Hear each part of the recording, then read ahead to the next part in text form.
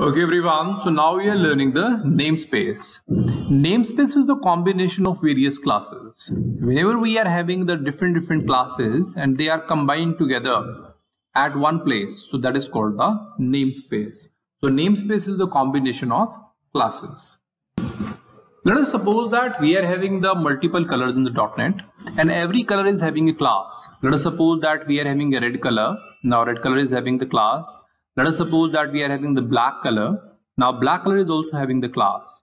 Now all these colors are combined together, means all the classes of different colors are merged together at the same place, and we can provide the name. Let us suppose that we are giving the name that is color.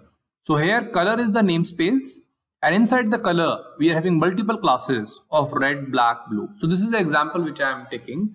So namespace contains the various classes. Namespace also allows you to create your own namespaces which hold the classes.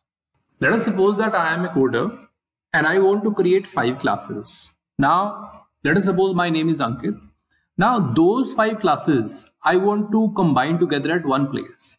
So I can do simply provide one namespace with my name. Let us suppose that namespace Ankit, and there I can provide the 5 classes. So namespace also allows us to create our own namespace, means I can create my own namespace, and with that I can just hold the different classes also. If we are not providing any of the namespace, many of the times it happens that we are going to create a program and we don't provide any namespace, then where the classes are going? Now these classes are by default going to the root namespace. So we can say that by default classes are created in the root namespace, that is based on our project name. So let us suppose that I have created some classes and I have not used any namespace. Now all these classes will be going into the root, because root is the default namespace. And here, based upon my project name, let us suppose that my project name is Windows Application 1 and my class is inside that.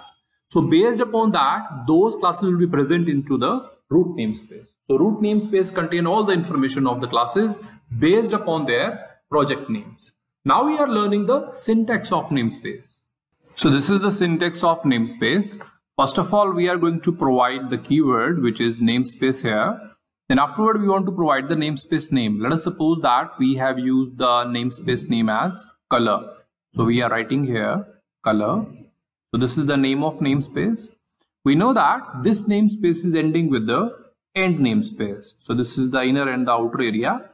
Now inside this namespace color, we can provide multiple classes. So here I have assumed that I have taken the one class. Now it is starting with the class, and after that class name, let us suppose that we have taken the class here red. So this red class we have taken. Now supposingly in this red class we are having certain members. Let us suppose that all the definitions which are required for the red class, maybe what should be the RGB values, then all these things are the members which are inside the class. Now afterward this class is ending with the end class. So this is how multiple classes can be created inside the namespace. So namespace is the combination of multiple classes. Now to understand this namespace, we are going to take the real life example of the program. With the help of that, we will create one namespace and use that. So now we are taking that program. So this is the example of the program of namespace. Here we are going with the 2 steps. Step number 1, we are going to create the namespace. So here we are working with that. Now we know that whenever we create the project, it asks us for the giving the name. So here we have given the Windows Application 1. So this is the project name. We already know that by default form1.vb, this is already created.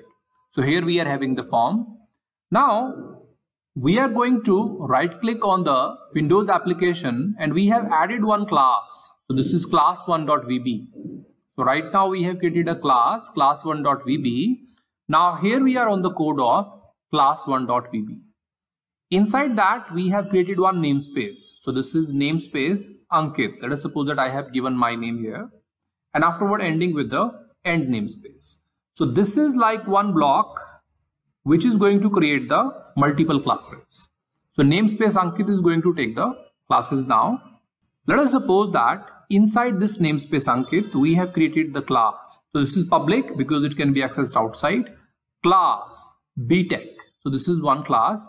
Now this class is ending with the end class. So we have created one class here.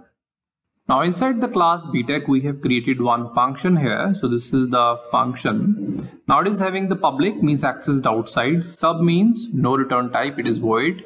Disp, it is the name of function and the brackets are there. Now it is ending with the end sub. Inside this function, if somebody call, it is going to show the message box and showing welcome to .NET. Now this is part 1. So we can say that in this step 1, we have created the namespace. Now we are going on the step 2, which is using that namespace. So now we already know that in the class1.vb, we have created the namespace. Now we are going back to the form1.vb. So this is the another image we have taken where we are having the Windows application 1, which is the name of project.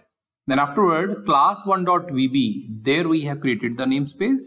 And now we are going on the form1.vb. We know that in form1.vb, we already have one of the form. Now in that form, the name is form1. And we have dragged and dropped one label. So this is label 1. And we have changed the text, which is namespace. Then afterward, we dragged and dropped one button. This is button 1. And we change the text, that is click. Now we double click on this button and this coding will open. So whenever we click on the button, this code will open. And here we are having the public class form1. So for the form1, one class is created, which is public, means accessed outside. It is ending with the end class. So this is the complete block. Now this is the class form1. Inside that, we are having the coding of button, which is private. Private means accessed only inside the form. Sub means no return type, which is void. Button1 underscore click, that is the name of procedure. And afterward, they are going to pass two parameters or the arguments. So this is the first and this one is the second. And this is going to handle button1.click event. So whenever you click on the button, this procedure will be called. And this is ending with the end sub. So this is again one block. Now we are going to use the namespace in this area. We know that we have already created the namespace in the class1.vb, where we have given the name of namespace Ankit. Now we are on the form1.vb and here we are going to use that namespace. So we will write import. Import means we are importing something. Now we are going to provide the name of application. We should see that Windows application 1. So the name of application we know that is Windows application 1, where we are having that namespace. So this is Windows application 1, the same we are having. Now afterward dot Ankit, so name of namespace we are going to provide. So that means this namespace, which was Ankit, is now imported into our form. So here it is now imported. That means we can use this namespace here. So once the namespace we have imported, now we can easily access their members. So now we are coming here inside the button coding. We can see that here it is mentioning dim obj as new BTech. We can see that here is the BTech and BTech is the part of namespace. Because the namespace members are accessed here, that's why this BTech is also accessed here. So this BTech object is created. Now afterward obj.disp. So with this object we are going to call the display function. We know that display function is again the part of the namespace. So now we are going to call this display function, and in this display function we can see that message box will be displayed. So one message box is coming, which is welcome to .NET. So you can see that welcome to .NET is coming here. Now with this we can see that first of all we have created the namespace. Inside the namespace we have created the class and the function.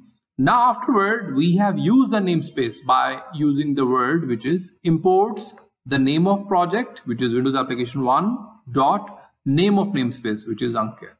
Now with the help of that we can easily take out the object of the namespace and we can call the function from that object. So this is how we can create and use the namespace.